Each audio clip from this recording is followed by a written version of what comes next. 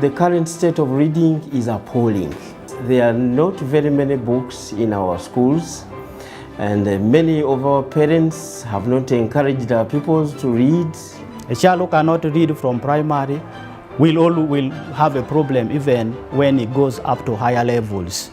So that is the very reason why this needs to be addressed so seriously. Reading culture in Uganda is very poor. The standards suggest that the student to book ratio should be 1 to 40. Basically, one child should have access to 40 books. But at primary schools, we have a student to book ratio of 13 to 1. So that means that 13 students have to share one book. So in general, our situation is very, very dire. I went to East Kololo for my primary.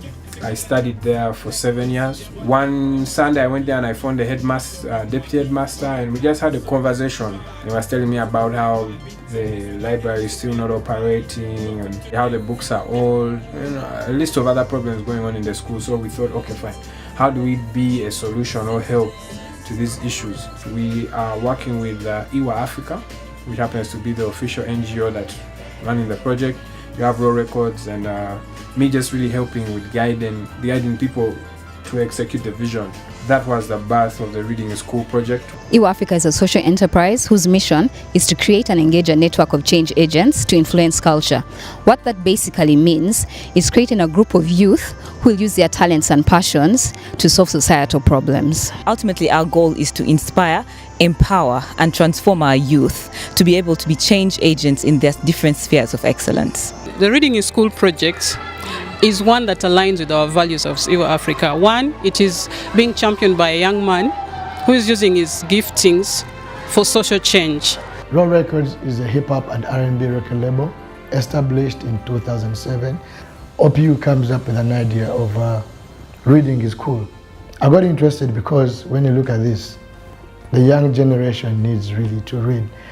East Kololo Primary School is very, very lucky because we have had one of our old boy, former head boy of the school many years ago. His interest is in reading and upgrading the standards of the school.